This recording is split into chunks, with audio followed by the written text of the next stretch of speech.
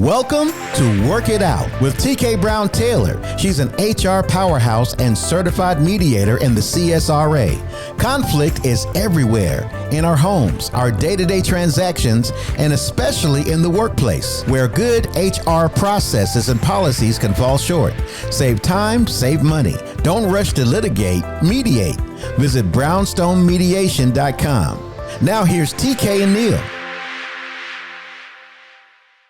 We're talking about boot camps for small businesses with TeKay Brown Taylor. I'm Neil Gordon. How are you? I'm good, Neil. How are you? Fantastic. Now, TeKay is a take charge person, and there's basically 3 graduating classes, if you will, of the boot camp. And we're going to start with basics, right? Which is kind of like when you go in the Army, it's basics. You're just getting started. Talk to me a little bit how you get company folks started with your boot camp program. Yeah, and it's exactly, my background is in the military as well, so it's exactly that concept in introducing you to the military as boot camp would. And so it's certainly the same concept with HR for businesses. Primarily those who don't have HR or at the stage of where they really need to hunker down on their HR practices. And so we just go in from a pre-hiring, having people that you're now responsible for, and establishing that structure around people management, which is very critical because most businesses, and I say this often enough, is they focus on the bottom line, finances, productivity, growing the business. And one of the key ways to grow your business is human capital. And so you have to put the work in and put the structure and everything around ensuring that when you bring people on to ensure that your business is successful, that you have practices and processes, policies, all that in place to ensure that they're also successful. What type of position within a company would you recommend sending someone to this basic boot camp? So the boot camp is for leaders. So those that either will be responsible for the HR function or the business owner, because we want business owners not necessarily to be the most knowledgeable or the expert, probably is a better word, HR expert, but know enough that they are aware when they need to call in TeKay or an expert, right? And know what they're responsible for as it relates to HR. Sure. Not necessarily how to execute it, but knowing what they're responsible for. And there's some takeaways in this program. You have a pretty neat checklist. What are some of the items that are on the checklist? So we call that the ultimate HR checklist. And again, it goes back to all those things as a business owner from an HR perspective. What do I need to be aware of in terms of how you interview, how you onboard? I-9, that is one that is huge. Even when I worked in corporate, I've never seen a manager complete an I-9 correctly, that didn't have to have an HR touch, meaning to go back and redo or correct something on it. And so just being informed with the I-9, and it changes as well. I was just going to ask you, because in January we have a new president who's been a president before. And is it possible that some of these policies could change because it's a federal type thing? It's 100% sure that when new regime comes in, any type from a state, local, federal level, anytime new lawmakers come in, laws will change. And so that's why it's so critical and so important to have access to a knowledgeable and experienced HR professional. And for those who don't know, does the I stand for immigration? Okay. And what is it, like as we sit here today in fourth quarter, before there's been any changes, if you will, what is it that hiring managers need to really ask about when they're interviewing someone? Well, there's an actual, in terms of the I-9, there's an actual form, actual process. What I want around in this space for those who are listening to know is that it's required, it's mandatory, it's associated with penalties if it's not done at all and or accurately. And so any number one, the process is required for every employee. And so if you're hiring someone, it is required that you complete an I-9 within 3 days of their first start date.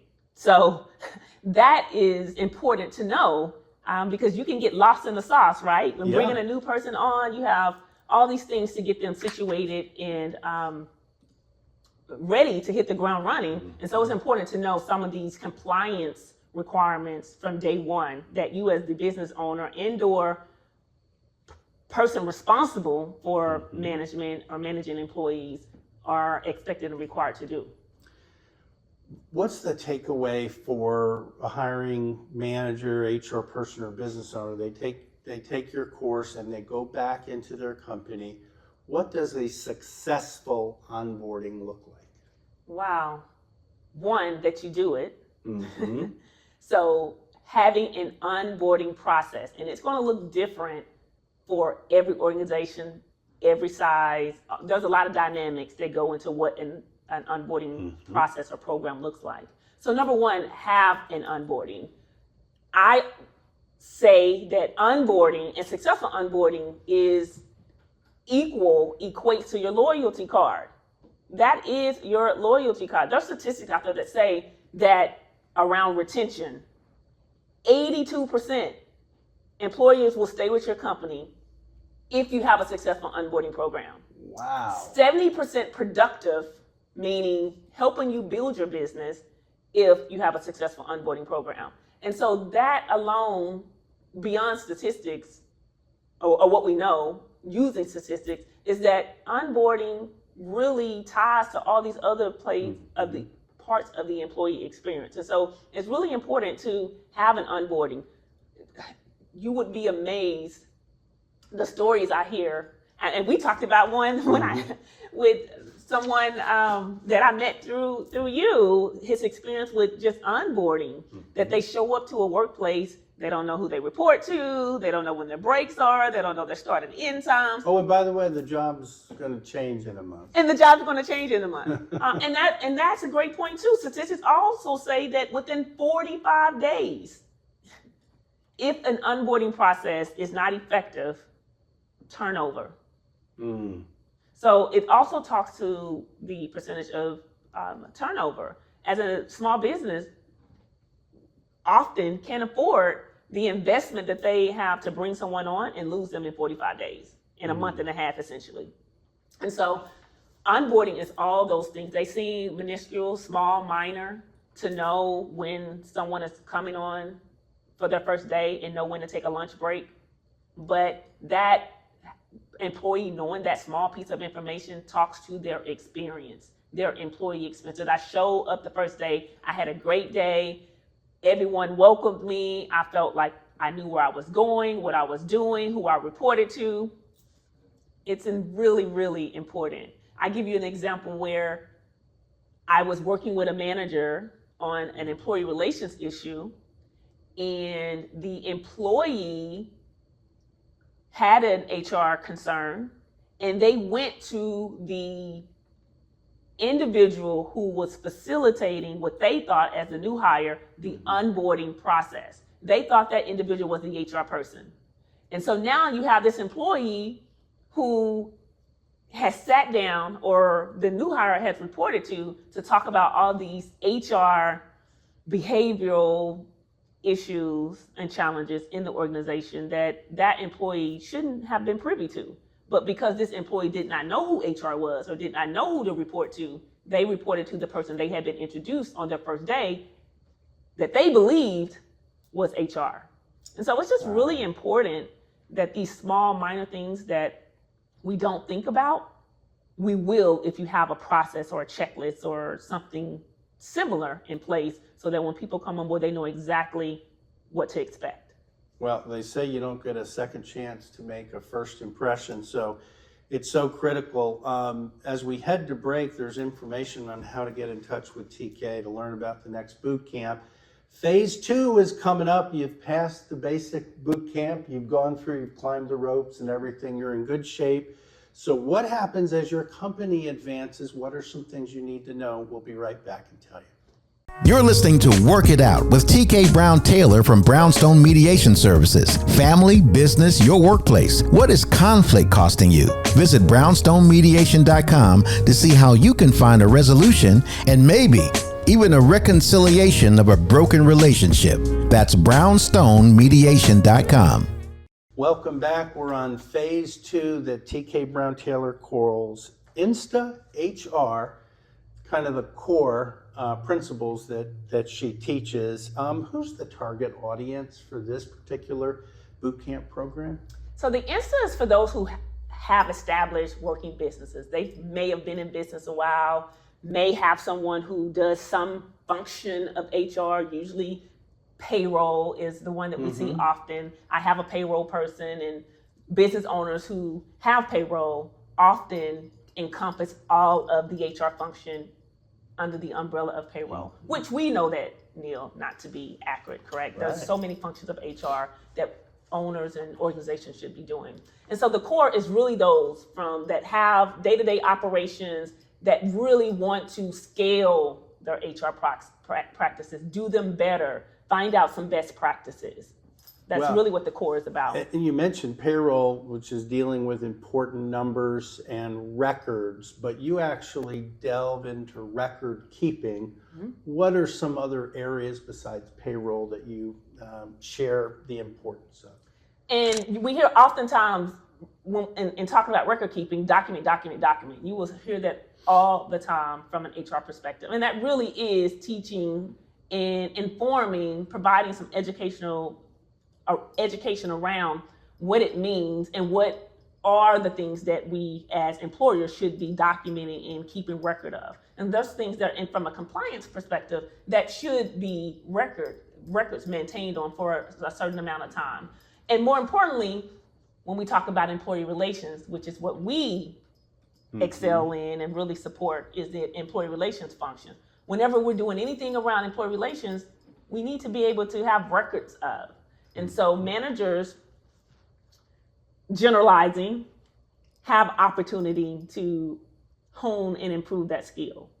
Okay. Would you say that employee relations is more of an art or a science? I want to say both, because there's things that are just don't move. You have to do. This is sort of the baseline, the base foundation. expectation, right? Okay. But I also want to say it is an art, right? Because the way you manage and do employee relations is not going to be the exact same TeKay, and nor should it But generally speaking, as long as it's fair, as long as it's legal, so that's the science behind it. Like, there's some things that are just not, we just have to do and do right. But as managers, we bring our own personal style, communication style, leadership style, personality style, all of that, which is the art behind it, if you will. So I think it's both. I think both are important from an art and a science perspective. Okay. How much do you delve into areas like coaching, counseling, and then having to discipline difficult employees? That's all of our work, if you will. Okay. We're a human relations company, so that's the part where we are coming and wanting and encouraging and really pushing leaders to embrace, particularly around conflict, right? And conflict not being a bad thing. But that relationship management is so important, and that's where all of our work is centered on. Coaching, counseling, and discipline. The difference between the three, right? They're different. Coaching is more future focused, right? It's all time oriented. Counseling is more the here and the now. We may be dealing with something in the past, but we need to manage something in the here and the now. And the discipline it certainly intersects with both of those concepts, but discipline is more around correcting some sort of behavior or performance concern, right? And so all three important, and all three kind of build on each other, and all three certainly necessary. Okay. How about an aspect of the course that you teach beyond recruitment? What does that mean? Beyond recruitment, now that you have the person, you Okay. put all this work invested in getting the best person, the best candidate, the next best thing to slice bread, as I say. At least you thought during the interview phase. Now what? You've recruited them successfully. They're in your place of work. Now what do we do with them? And all of those things encompass around onboarding, coaching, maybe counseling, right? Because they're new to the organization. There may be some things that they may not understand or may not do well to really fit into the culture.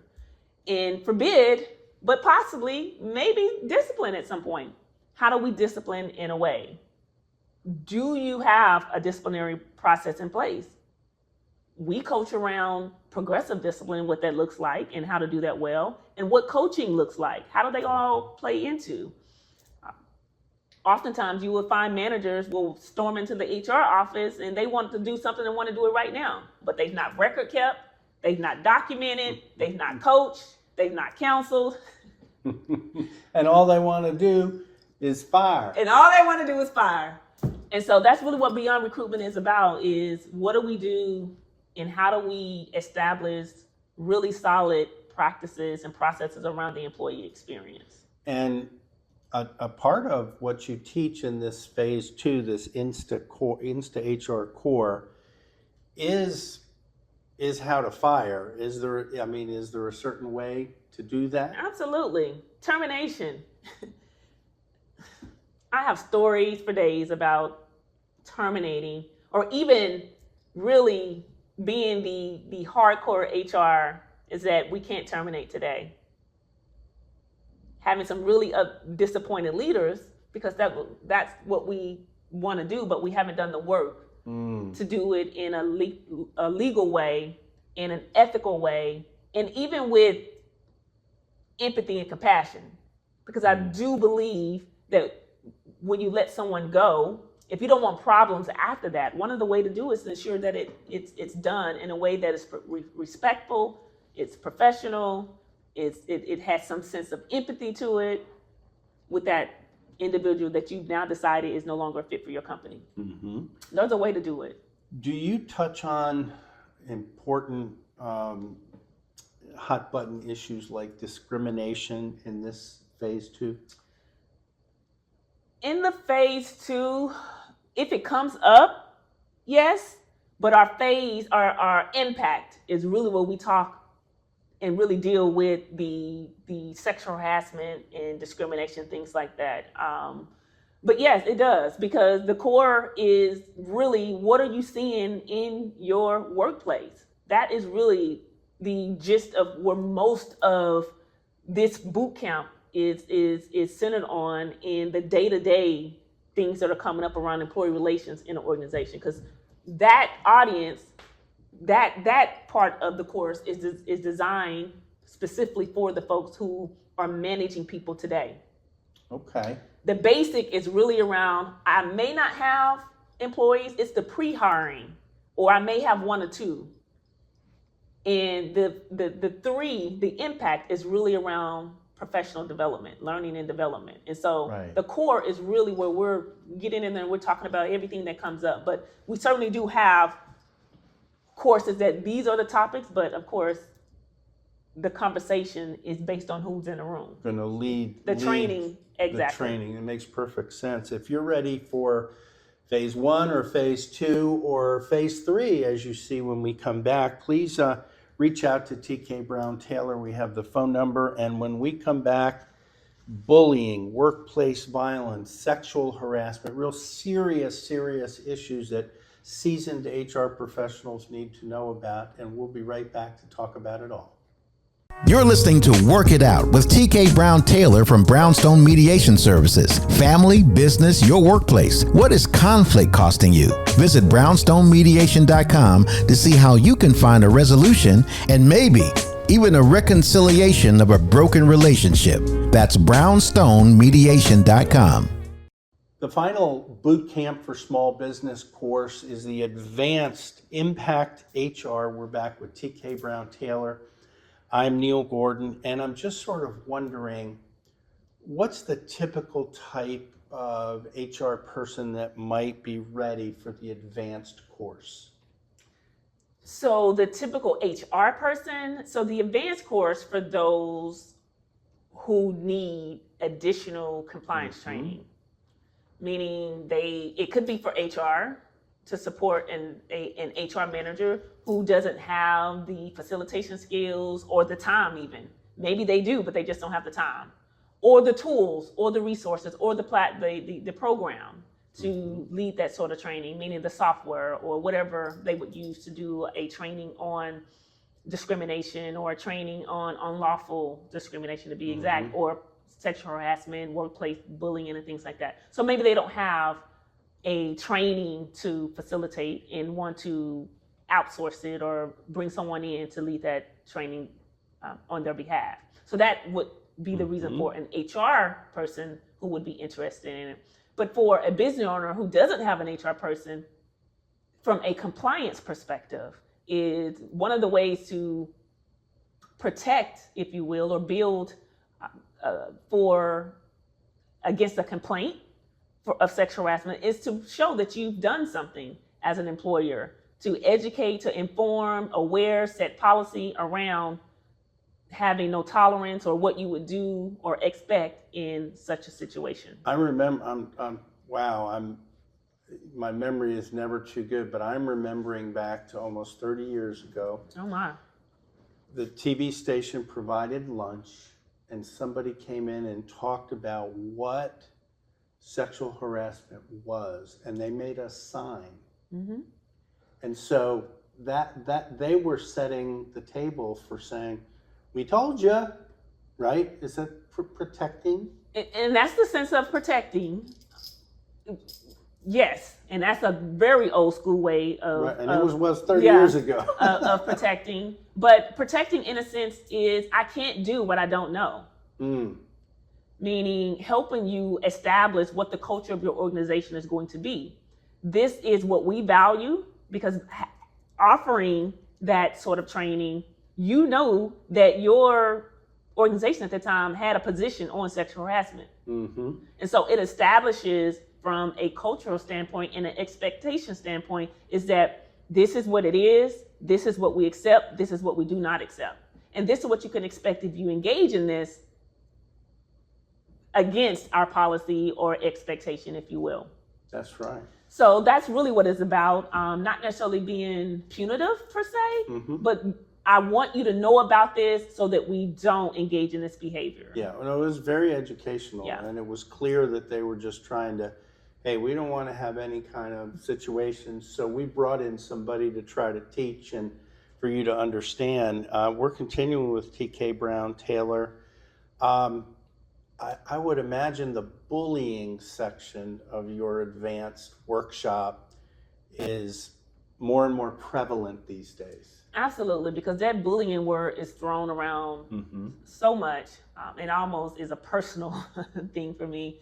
And I put a lot of energy into ensuring as leaders, because leaders are then responsible for helping to educate and really do the work around for employees, and arbitrarily just loosely using the word bullying, because it's a very strong word. TeKay, are there different kinds of bullying in today's workplace? Different kinds of bullying? I wouldn't say there's different kinds of bullying. There's things that constitute what bullying is, and being very clear around what that is, especially from a legal standpoint and standards for organizations who have put out information for employers and organizations to have better awareness what bullying is and what bullying looks like. So I don't know that there's different kinds, but there's certainly standards what constitute and what could fit and feel like bullying. And there's a lot of confusion, especially from the employee standpoint, who use the word so loosely. Well, what is bullying and what is cyberbullying in today's age? Well, cyberbullying is bullying, but in an online environment. And we see that a lot in our younger students, if you will, school-age students. I wouldn't say necessarily I know that I don't see it a lot from an employee standpoint, which is surprising in a way, considering that so many since COVID are moving to a virtual space and in a remote space. But it's essentially bullying, but bullying in a virtual environment, right? In creating a hostile work environment, creating a place that is not conducive generally to company values, right? What would regular bullying be outside of the digital space? And I wouldn't even say regular bullying. Let's just put bullying. We don't want to give them no more layers of bullying. We don't want to give them any more new words. Okay. Right? But bullying is really those things where a person is being demeaned, they're being talked down to, their workplace environment is feeling very hostile. And so anything that constitutes in a way that the person, because your work environment is supposed to be happy, healthy, and comfortable. So anything that is impacting your work experience, being happy, healthy, and comfortable, then we need to stop and pump brakes and take a look at. And bullying is really, I like to say, a very strong and a very serious phenom, if you will, because it happens so much. You'd be surprised in terms of what it looks like. And it's going to look like, and I want to say different for different people, but it's going to feel different for different people. And so that's where our work as leaders and as managers is to ensure that it doesn't fit from a legal standpoint, meaning from a complaint standpoint, but if someone's complaining about it, we should know that we have an issue. And I use that in the same analogy when we talk about discrimination. There's some legal things around discrimination, race, color, sex, religion, national origin, all those different things that from a legal standpoint can constitute discrimination. There is a legal issue. And what I find oftentimes that in that human relations lane is that employees may feel a certain way about something. Maybe their manager, they don't feel their manager is treating them right. And they may feel it's because of their gender or their race. But unless it has one of those legal components, then it doesn't fit the legal capacity of discrimination. For instance, favoritism, that's the one that gets all the time. My manager favors TeKay because she is. Right? And so we really do have, that's why workplace investigation is so important, and knowing how to do a proper investigation to establish, does bullying exist? Does discrimination exist, right? And then having the resources and support of a knowledgeable and experienced HR professional is just as important to consult with on those issues. Do you teach students of this advanced course how to conduct workplace investigations? Absolutely. We give you the bones, right? Wow. We give you the bones on how to do a proper workplace investigation. And more importantly, give you access, if you would, to have support for TeKay and her team to come in and help partner with you and help facilitate a proper workplace investigation. Yeah, you hear a lot. We're having an outside investigation being done. That's becoming more typical because couldn't there be like a conflict of interest? Absolutely. If you're trying to do it as the boss? As the manager, yeah, and as the senior director, indeed. And that is a part of a proper workplace investigation, is to determine who should be the investigative officer, right? Yeah. And so if you have perceptions of, and perception is reality. It's a cliche, but it's true. I was getting ready to talk about a case I just was working just today, and the manager was talking so heavily about perception.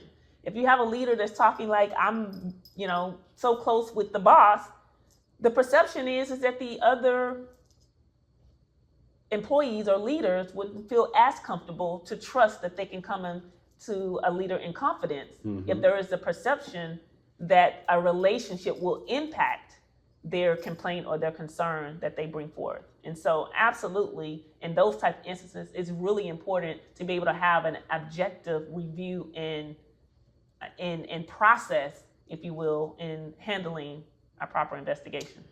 And lastly, I'm just sort of wondering, how do you go about preparing business leaders for the possibility of workplace violence? Well, one is establishing what it is. Mm-hmm. What is workplace violence? Again, it's thrown around. What's the difference between assault and harassment? Okay. So everything is around education. So the first part is education. And the second part is having a policy and having a process in place should we experience. And then certainly I think also is important is from the employee's perspective. How do we prep our organization so that we can protect our employees and so that we can have accountability for our employees? You can't hold them accountable. You can hold them accountable, but it doesn't help you to hold accountable if we haven't set an expectation and then we don't have an expectation, if that makes sense. It does. We don't have a policy in place Yeah. around violence. Now, in terms of people signing up for your course, do you recommend that they start at level 1, go to 2 and 3, or do you in some cases say, I think you're ready for level 3? Yep, it's totally up to the HR leader and or owner or participant, for you will. You don't have to be a business owner, you don't have to be a leader. You could probably just want to be informed, right? And so it's really up to them. I encourage you to, especially if you don't have HR or you don't have great HR, all 3 courses, the entire boot camp program will be valuable.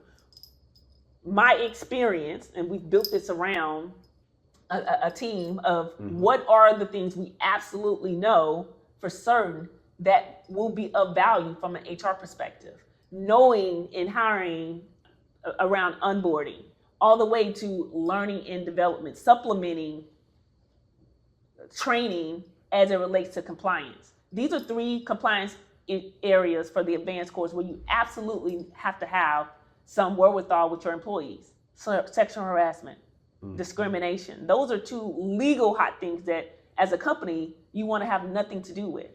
And the part to help you ensure that you have nothing to do with is to ensure that you have processes and there's certainly a policy in place in education and training around those particular issues. And then when you do, forbid you don't, is that you have the protocol to properly investigate it.